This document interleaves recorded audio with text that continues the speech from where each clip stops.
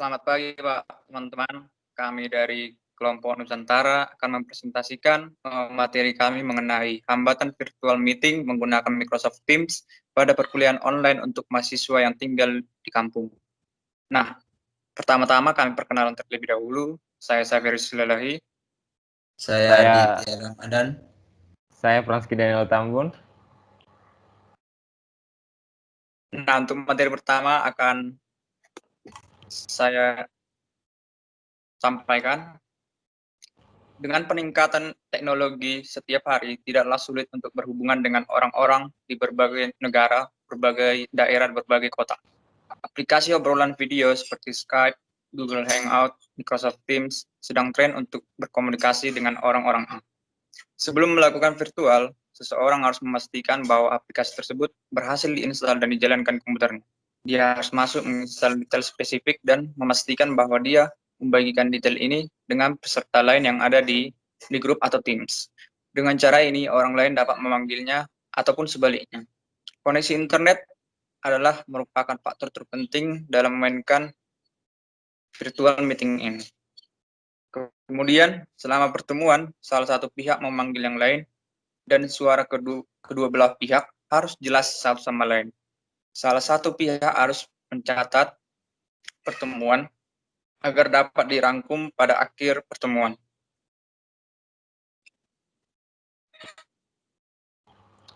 Jadi dari sini saya ingin bertanya, bagaimana meeting virtual jauh lebih efektif ketimbang pembelajaran e-learning dan aspek apa yang perlu mahasiswa untuk mengikuti virtual meeting? Nah, secara keseluruhan, pengalaman ini benar-benar bermanfaat dan lebih baik bagi mahasiswa dari seluruh penjuru.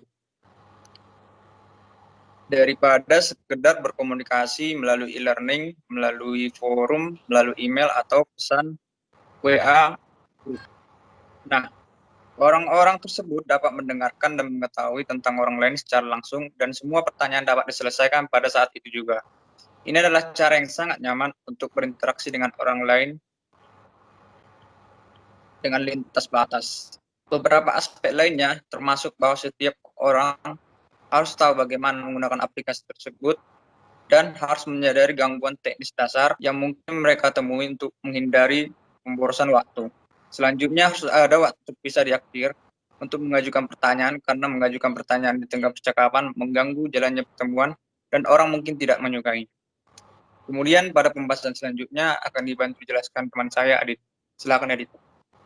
Ya, baiklah. Terima kasih kepada Siperius. Microsoft Teams adalah pengalaman yang benar-benar baru yang menyatukan orang-orang percakapan, konten, serta alat yang diperlukan tim agar mereka dapat berkolaborasi dengan guna meraih lebih banyak hal. Pemanfaatan Microsoft Teams sekarang sudah sering digunakan untuk proses belajar secara virtual. Pada tulisan ini berfokus hanya pada satu fitur dari Microsoft Teams, yaitu fitur tentang pertemuan secara online. Microsoft Teams menjadi salah satu opsi aplikasi video conference yang dapat mendukung kegiatan selama WFH, work for home.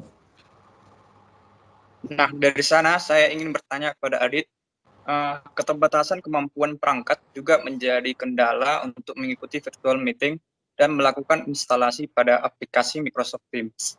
Spesifikasi perangkat yang seperti apa yang dapat menggunakan atau mengakses Microsoft Teams dengan lancar?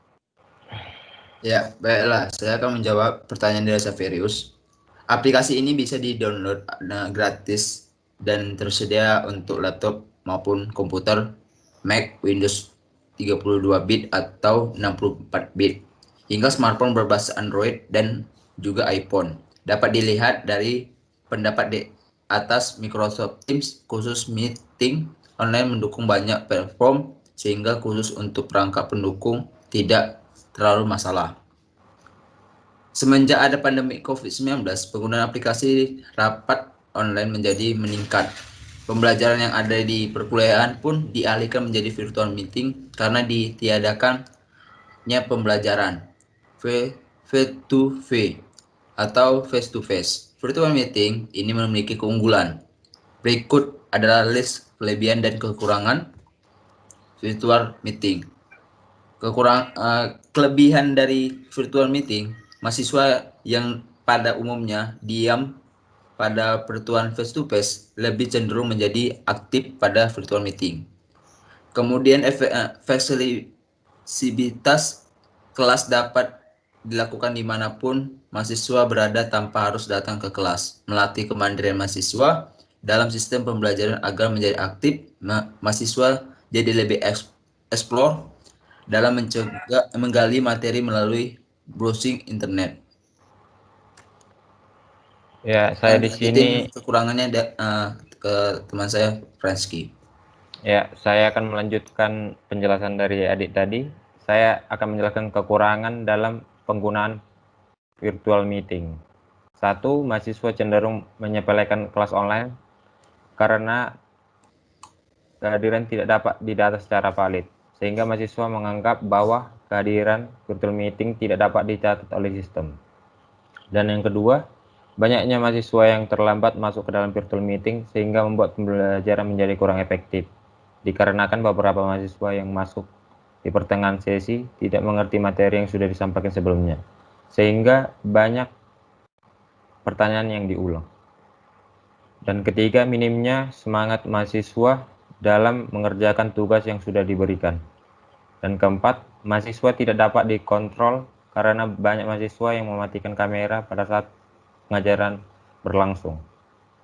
Dan untuk yang kelima, hambatan berupa sinyal juga tidak luput dari kesulitan yang dapat menyulitkan pengajar dalam menyampaikan materi. Dari keuntungan dan kerugian di atas dapat diambil kesimpulan bahwa dengan diadakannya kelas online atau video conference, mahasiswa diharapkan dapat menjadi lebih aktif dalam pembelajaran.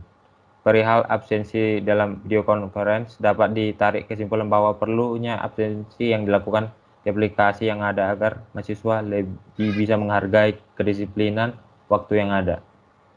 Ya, saya ingin bertanya kepada Fransky.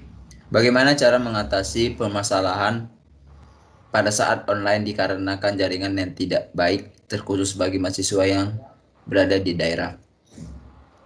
Baik, saya akan menjawab pertanyaan dari Adit. Ada beberapa cara, yaitu dengan cara pemerintah membangun fasilitas layanan jaringan yang baik di daerah yang memiliki jaringan yang buruk. Dan untuk mahasiswanya sendiri, bisa menggunakan layanan yang terbaik atau yang cocok di daerahnya.